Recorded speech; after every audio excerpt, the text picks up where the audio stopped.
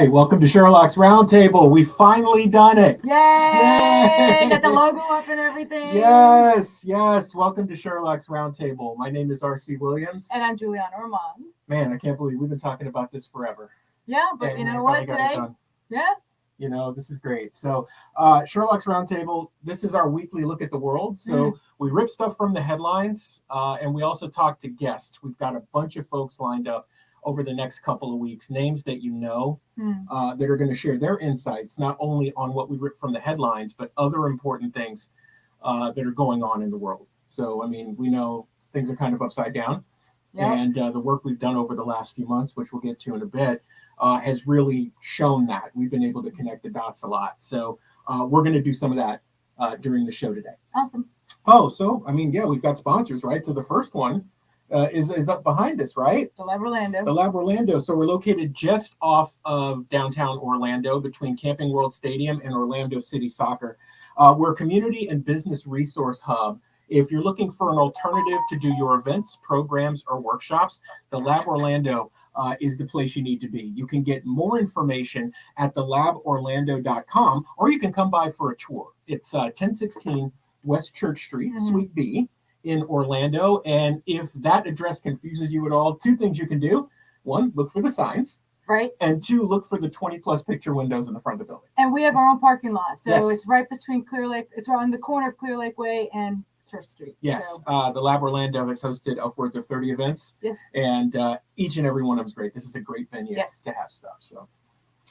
Sherloc Pay. So Sherloc Pay is the future of the parallel economy. It's a digital wallet and card combination that changes the game for believers, patriots, and others of like minds. I'm very excited about We are so excited about this. So you can sign up for early access if you go to sherlocpay.com. And we've got like this great technology, by the way, too. So there's a ticker running below us.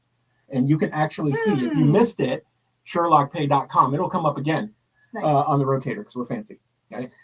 What do we got here? Event Patriot. Event Patriot. So the event and ticket management site designed for like minds. If you are frustrated by Eventbrite and you're either getting deplatformed, you're getting flooded, that your event sold out, that doesn't make any sense, right? If you're struggling in general, Event Patriot's the place for you.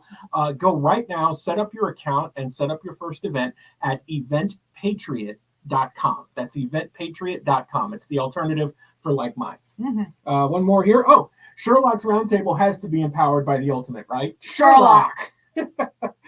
When it comes to market research, competitive intelligence, and advanced technologies like blockchain and cryptocurrency, the name to remember is Sherloc. We've done this work a long time. Part of it you'll see today.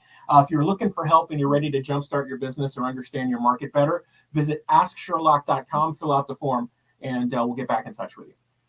Wow. So we talked earlier about the fact that we're actually here. And I think why we're here is super, super important. I would like to start with our show. Yes. Oh my goodness. So we did tour stops in Pittsburgh and Philadelphia last week, right? And I was at Congress Hall and where the Supreme Court originally met. We saw the president's original residence, like the outline of it. If you've never been to Philadelphia, it's an amazing experience near Constitution Hall.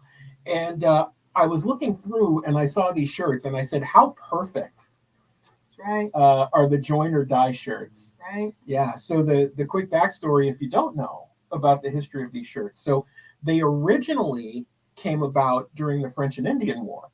It was a call for the colonies to unite against the common enemy. Right. Great Britain there was this push, right? But this shirt was actually forwarded into the War for Independence. And it became a call and a rallying cry for the colonies to join together and fight for independence or die. And the snake represents each of the colonies at the time. And this was a Ben Franklin production. He found an artist and they put this together. And it is when I saw it, I was like, this is going to be so perfect for our first episode. So, well, it connects with what we did on July 4th. Yes. There is a declaration coming. We won't do it this episode, but there is certainly there's a declaration that is in the editing phase. At 246 years old, this republic has been through a lot. And given what's going on today, we thought another declaration was in order, especially around economic independence. and freedom. So that'll be coming in the next couple episodes. I think it'll be great to actually open an episode of Sherlock's Roundtable with the reading. I think we need to do that. Of the Declaration. Yes. So, over the last year or so, the world has changed pretty rapidly. For those of you who know us, we talk about this often, but for those of you who are watching Julian and I for the first time and hearing about Sherlock for the first time, the economy of the world, post-election, post-everything, you guys have noticed has just been in this downward spiral. But there are a lot of moving parts, and some of the stuff we're going to look at today is going to highlight that. But the big reason we're here is that all of that activity actually sparked a presentation series that we do called Parallel Economies and the Power of the Nation State, where we cover what's going on today. So you have a handle on exactly how bumpy the ride is, but then also things that you can do to thrive. One of the big things we say to people when they see the presentation is that you have to remember the majority of wealth built throughout human history was built during downturns, not upswings. So this is certainly a downturn. To what degree, we don't completely know yet, but it's a downturn. That means there's huge opportunity if you know what you're doing and you know how to utilize the tools. Take advantage of your situation. Yeah, and that's turned into a whole tour. We work with a group out of Hawaii, we work with another out of Pittsburgh, and we go do these shows. Shows is the wrong word. We go do these educational seminars where we talk about all these things, and we talk about the tools that you can use to free yourself from the system. Tools like cryptocurrency, NFT, gold and silver. Yeah, and how to use variations on insurance to become your own bank. So private reserve banking is huge too. The faster that you can get free of the system. Exactly. And we're not telling you to go completely off grid. What in essence we're saying is that we want you to have an alternative to what's going on today, right? So that you have another option regardless of what happens.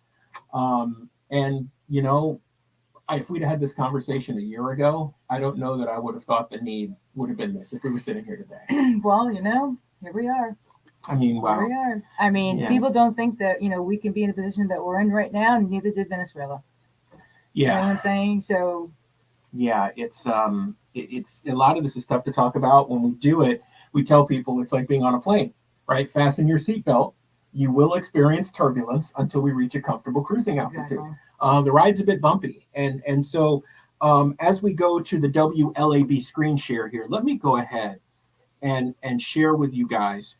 We're going to go over a couple of headlines that have happened recently.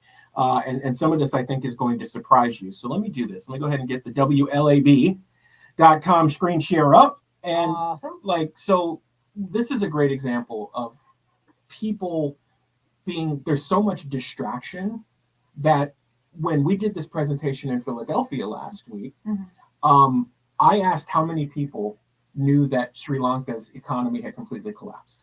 Anybody raise their hand? We had 40 people in the room. Nobody raised their hand. So you guys can see, and I don't know that anyone that's watching us or listening to us had any idea that Sri Lanka's economy was so perilous that it was going to crash. But this is from the Washington Post. So, maybe not the most even-keeled publication in the world, but look at what they're saying, right? One of the big things we talk about is words matter. So the Prime Minister of Sri Lanka, less than 2 weeks ago, says their economy has completely collapsed. So my concern as an average citizen of the United States is, can just one person come in and pick up Sri Lanka and say, I can put in. So you're right. So let's take we're going to just do a quick scroll down here. I want you guys to see some of the comments, right? So these are some of the things the Prime Minister of a nation is saying: collapsed, a serious situation, potentially fall to rock bottom. That's how he described his economy Wednesday, right? So as you go through this piece, I mean, they're facing shortages of fuel, gas, electricity, and food. So when we shared this information, one of the things that we shared with people is you have to understand how this combination of the World Economic Forum, the International Monetary Fund, the IMF, so you hear about the World Bank, the IMF and stuff like that, how these guys work with power brokers around the world. So there's more to it than buying and selling a business or being, quote unquote, a corporate raider that was super popular in the 80s. What you have to understand is these groups are in the nation control business. So they can change what a nation looks like. Absolutely. Venezuela only took 10 years. Right. Right. Right. So here's what happens, and this is exactly what happened to Sri Lanka. And then we'll get into why. When a country is developing or is developed and growing, when the IMF, World Bank, and that combination of groups decides that there's opportunity there, the first thing they'll do is come to a country and say, look, you're going to need a loan. You guys have too much debt, or you need debt to work in this system. Let us help you out. Right? We see how the African continent looks today. A lot of it is victim of that, right? So then they get you into their system, and then they lever you with debt, right, to get you to the point where you're going to break unless you ask for more help. And then when they feel the time is right, because whatever key resources in that country that they're ready to take, they'll literally crash your economy, right? So if of the things we didn't know, so we didn't know, right, that Sri Lanka was going to collapse, right? We didn't know that it was this serious until maybe many of you saw this, right? The nation of Montenegro in the last year dealt with a very similar situation. China came in and offered to build bridges and roads, and then they left the nation hanging with undone bridges. Well, guess who came along behind them and said they needed a $3 billion loan? The IMF and the World Bank. Of course. When you think about what's in play, Montenegro has numerous natural resources and other resources, right? With the conflict that's going on in Ukraine today. Think about what resources exist and their strategic importance and how that nation is used for a lot of things. And you'll understand why this conflict is ongoing, or maybe you'll take a slightly different look at the players in the game. So just follow the money. Follow the money. Follow the money. So a quick one on why Sri Lanka is strategically important. Not a lot of people realize this. It's a beautiful island just off of the nation of India. Beautiful island, lots of nature and everything. Sri Lanka produces the world's best graphite, the purest graphite in the world. What do we need that for? Right? And the purest graphite in the world is equal to about 1% of the total. China produces a ton, whatever, but it's garbage. So Sri Lanka has had this resource. They're deep. They call it vein graphite. So it's deep, right? What do you use graphite in? Let's take a look at a couple. Let's think here. So batteries, sensors, and nuclear reactors. So folks, in just taking a look at what's happening with Sri Lanka today, I think you guys can see when the power brokers feel like the timing is right, they will be in the nation takeover business. Right? This is just one example. And again, in a room full of 40 people, and even the folks that we're on tour with, when I brought up, I said, hey, did you hear about Sri Lanka? And they're like, what? So can we, follow the political who's been in power? Because this hasn't happened like overnight, right? No, this is taking some time. So how did all of the demise start to happen? Right. So if you look at what happens here, right? So if we just go down to the comments from the prime minister, he says it comes weeks after turmoil caused by government incompetence, experts say, a dynamic exacerbated by global inflation and supply chain disarray amid the Russian invasion of Ukraine and the lingering impacts of the coronavirus pandemic. Right? Interesting how these, if you were to go and read 10 of these stories, they would all have those same storylines. Right? Isn't it interesting? But then you go, how many countries are going to start blaming the Ukraine situation, right? And just say, this is our cover up. This is what we're going to say is what happened to the country that just, is it that simple? It's never that simple. Okay. Right? And if you're strategic to power brokers, guess what? Guess what's going to happen? Right? So look at this. So it got so bad that Sri Lanka couldn't get fuel. Okay. No country or organization in the world is willing to provide fuel for us, the prime minister said. They're even reluctant to provide fuel for cash. So the Sri Lankan government told all private citizens, all private travel via car or anything is restricted. Wow. Can't leave now, right? So you're basically under lockdown. Political unrest, ongoing uncertainty, right? So there are playbooks that are ran by three-letter organizations that specialize in nation destabilization, which often creates power vacuums. That's a whole nother history lesson. But you can see a consistency here. And if you ever watch what happens when a country goes into peril, especially over the last 10 or 15 years, there is a consistent theme where there is corruption, which leads to protests, which leads to economic chaos, which leads to either overthrows or whatever. And then when everything is upside down, guess who comes in to quote unquote save the day? And you know what happens to those nations? They go under. Right? Yeah. Well, they either conform, which is what Sri Lanka is getting ready to do, by the way.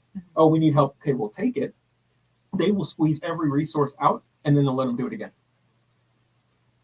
So, one example, right? Ripped from the headlines. And all the people that are now having to go through all of this madness and all the lives that are being impacted by this. I mean, I can't imagine having to go through the situation and knowing that there's not enough food and there's not enough gas and there's not enough, there's no reason for this type of thing to be happening. Right.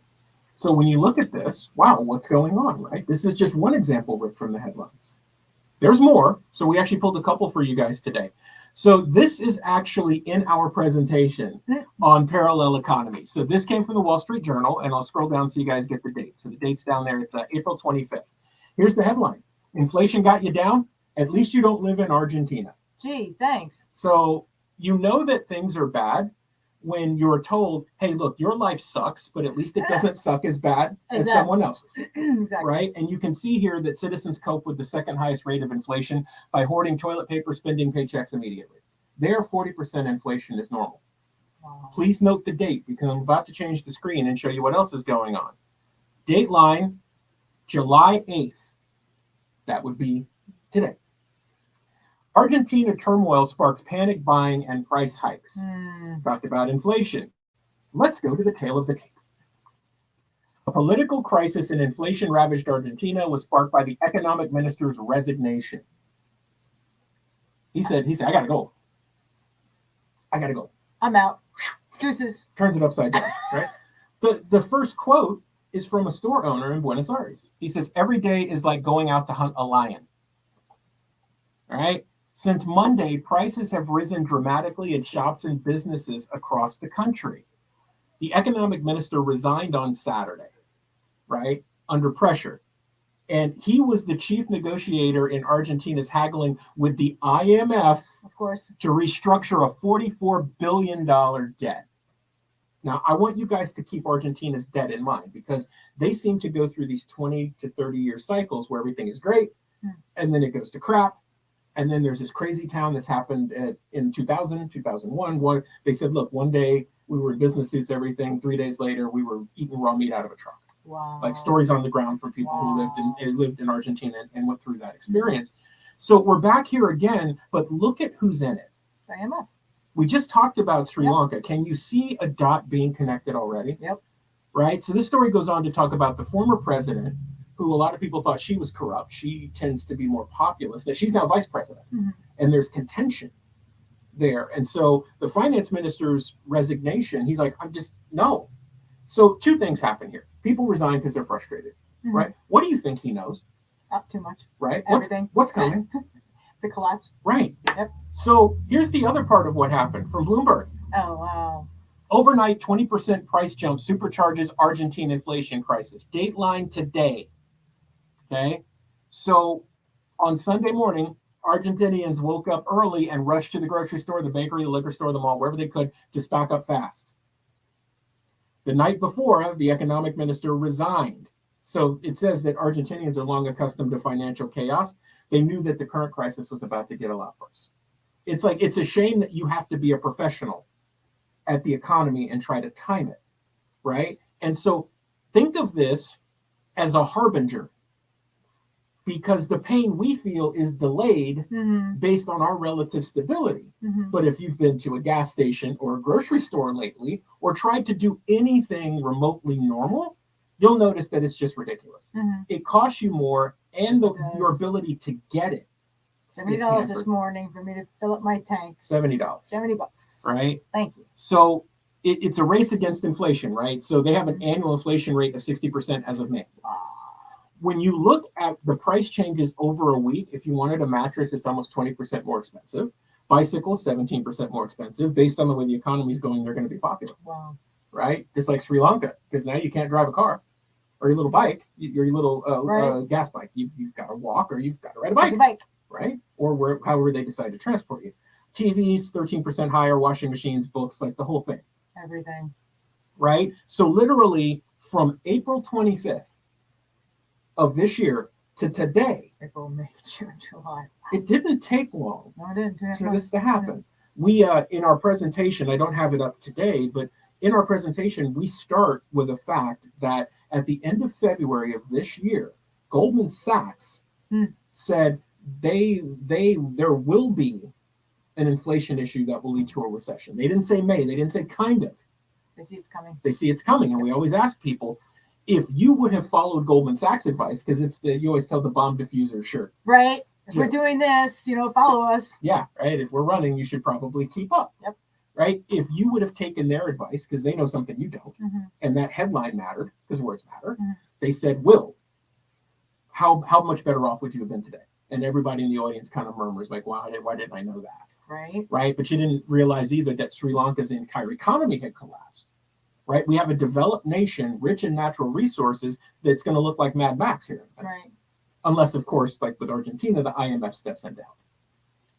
You know what did Reagan say? The words you don't want to hear. I'm from the government and I'm here to help. Yeah, you don't want to no, do thank that. you. So we were talking about the history of Argentina. I'd like to quickly go back to something that happened back in 2016. We often talk around here about vulture capital. So this isn't Argentina's first time around. Paul Singer of Elliott Capital had bought a ton of debt in Argentina. And in essence, what this article, you can search for this on the NSA search engine for the Washington Post, right? But in essence, what it says is that when Elliott Capital realized that Argentina was going to default, they're like, we want our money. And Argentina's like, well, no. Well, look, we'll figure it out. And they're like, oh, no, we'll figure it out. They chased them from country to country, trying to sue them in every country. Wow. Argentina's military had a graduating class, and they parked a boat in one of the African ports. So Elliott Capital got on the phone and said, seize that boat. Now, the boat's not worth near any what they're owed, right? You're into the hundreds of billions, right? But they're like, just hold it. And they held it hostage. To get the money. In essence, the Elliott Capital just said, look, we'll go to the world court. We'll go to every court in the country, in every court in the world, wherever you have a presence, because we want your ports. Like, if you can't pay on your bonds, we want our money. And we're going to take whatever we need to. So they ended up settling it. But you see what happens, because guess what happened? Argentina was on a downswing, started to come back up, then they got themselves into trouble. Guess where that money came from? The IMF, of course, and the World Bank. When you dance with the devil, your toes will get burnt. Right? So as you guys can see, like, we don't make this stuff up. We always talk about that. This is literally headlines when you go search for them yourself. And we love the idea of doing things a little differently here, where we go through the article so you can see key information. Right? So the Argentinians went to a Ghanaian court. That's where the port was, where the ship got seized. And Argentinian officials called Elliott unscrupulous financiers. So Singer's fund, they wanted to walk away with $2.4 billion. I think that the face value of the bonds is $617 million, but they purchased them for $117 million. Wow. Jesus, you want to talk about a big payday. Wow. How's $500 million or so in a jack payday for you today? So this is what happens. This is a lot of what we talk about. While we're being distracted with a lot of stuff that doesn't matter, behind the scenes, that's right. This is what's happening. That's right. And you just wonder, how far behind are we? Yeah. I mean, that length of time we had, usually things didn't hit us until well after the rest of the world. Notice how that's speeding up. Yep. Right? Go in and look at a store shelf. Yeah. Or try to get something. That's scary. Right? When big tech darling Amazon can't give you a guarantee on Prime for 2 days, what does it say?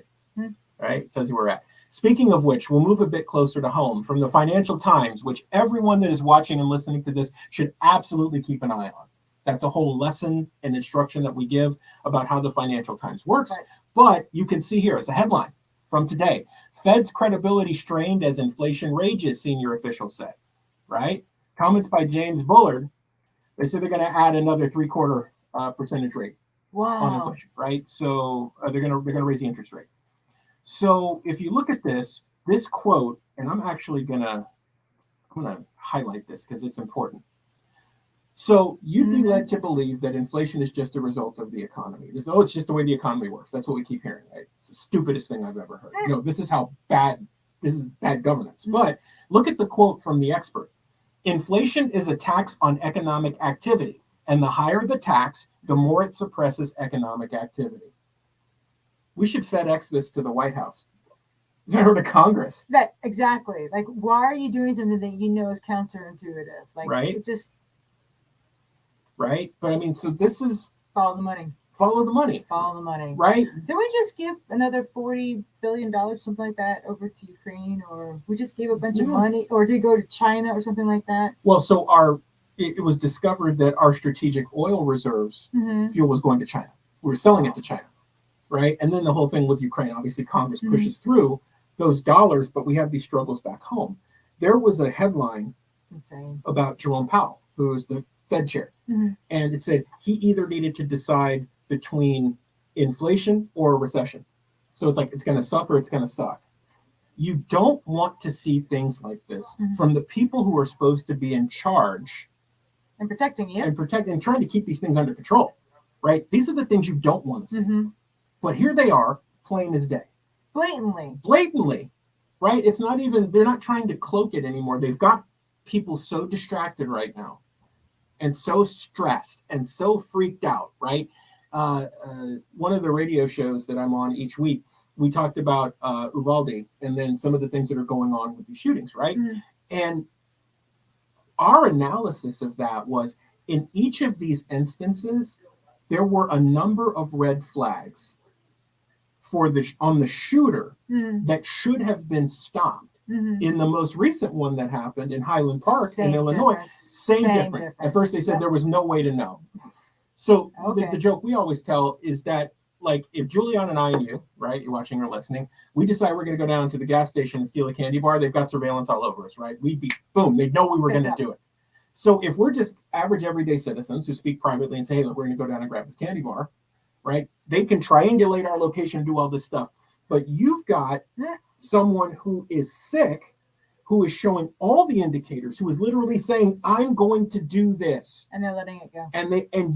The FBI and other agencies can't figure this out, but you have the world's best surveillance. Are they, though, in control of all of it? Are they the ones who... So our contention was pretty simple. It is either incompetence or you're complicit. Either. It's got to be one of the two. Other. And if it's incompetence, you need to be fired and prosecuted to the fullest extent of the law. If it is complicit, we've got a way bigger problem. Yes, we do. Because in my mind, that equates to treason.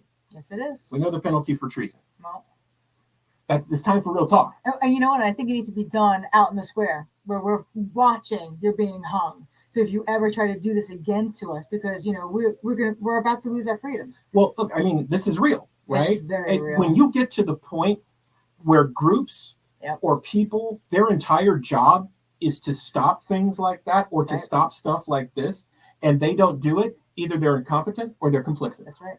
And we need to address whichever one it is as quickly as possible. That's right. Right? But we know these things run wide and deep. And that's dangerous. But it's something for you to think about, right? Literally here, ripped from the headlines. And if you go back and do an analysis on any of those, the horrible incidents that happened, all run the same line. Unbelievable. It's crazy. One more for you guys. This came across the wire before we got started today. Google offers concessions to fend off U.S. antitrust lawsuit. So your friends with the NSA search engine and all that other stuff that you use, you notice how they know how to finish your email? That's because they check your email. That's right. The United States government, Department of Justice, has basically said, you are too big and you control too much. You are a monopoly. We're going to break you up.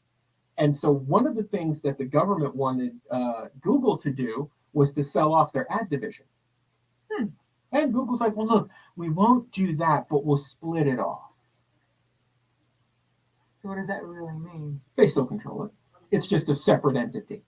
Okay. Right? So I don't know where the government goes with this. I think Google's just trying to fend off having to do antitrust because it's a slam dunk case. But I think that the government's involved in all of this, so they don't want anything to happen with Google. So let's just be honest. Well, when you follow funding sources, right?